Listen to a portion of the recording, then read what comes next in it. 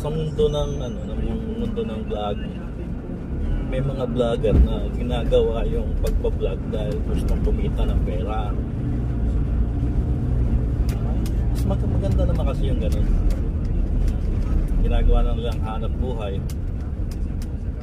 Alam nyo, yung ginagawa ko na pag-post ng aking mga trabaho at saka ng aking mga biyahe, secondary na lang siguro kung sakali man na ako'y kikita sa larangan ito.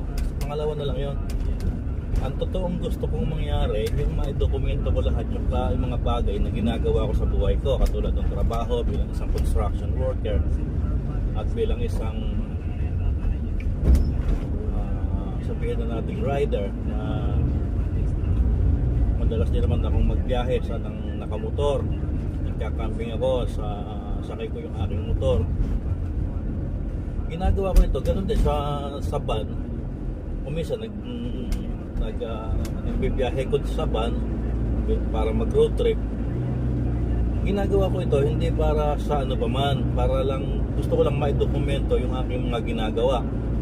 Para ibig sabihin pagdating ng panahon na kung aking matanda na, o pwede kong balikan, makikita ko, mapapanood ko yung aking mga ginawa nung panahon na nakaraan.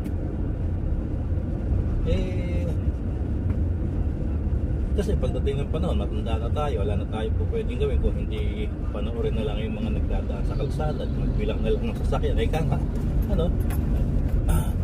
Makikita mo ngayon kung galing pala ako sa lugar na ganito, nagpunta pala ako doon, ganito pala ginawa ko. Yun lang naman ang purpose ko, kaya ako nagpo-post ng ganito sa Facebook. Siyempre, kung kikita bakit ba hindi sila patatangkiro na napakagandang bagay, di ba? Sana na lang. Sana na lang, papansin. Talagang gusto ko lang maging libangan, yung bumiyahe, magmotor, mag-camping. Pag may libreng oras at saka may perang available na sa pagka-camping naman, hindi mo naman kailangan ng malaking pera. Importante lang dyan, may panggas ka. Yung kakainin mo na, pwedeng bilhin mo lang sa tindahan. Pwede ka magbaon ng kahit ano, huwag kang maselan. Pero tayong magbaon ng itlog, tilapa, o ano naman. Basta ang importante, masaya tayo sa ginagawa natin pagka-camping. Hindi na payabangan yun. Pasayahan na lang ang buhay ngayon. Masaya, gawin mo. Dahil hindi kayang ibigay ng kapwa mo kung sino man tao sa pag nakapalingit sa'yo, yung kasayahang madarama mo sa mga bagay na gusto mong mangyari sa buhay.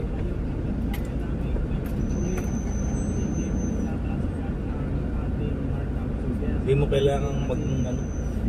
mo kailangang maraming pera para sumaya ka. Kahit konti lang pa rin, importante pa rin naman kasi yung pera. Kailangan din naman natin ang pera.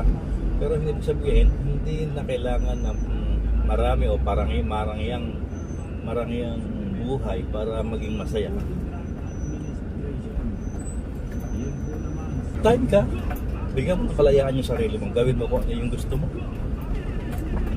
Huwag mo intindihin yung mga taong nakapaligid sa'yo dahil hindi nila kayang ibigay kung ano man yung kasiyahang maibibigay sa'yo nung nais mong gawin.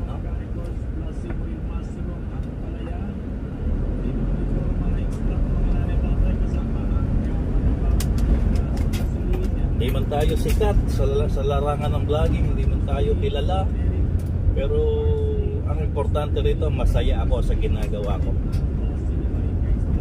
Mag-alagala pag may time, yan, kung saan tayo nakararating.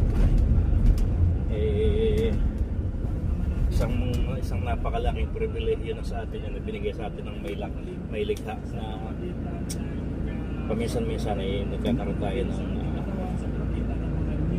pagbibiyaheng katulad nito. Mapamotor man, mapaban man, pagpasalamat natin sa Diyos yun dahil binigyan niya tayo ng pagkakataon para makagala. Hindi lahat ng tao, hindi lahat ng nilalang yung nagbibigyan ng pagkakataon. Kaya magpasalamat tayo sa Kanya.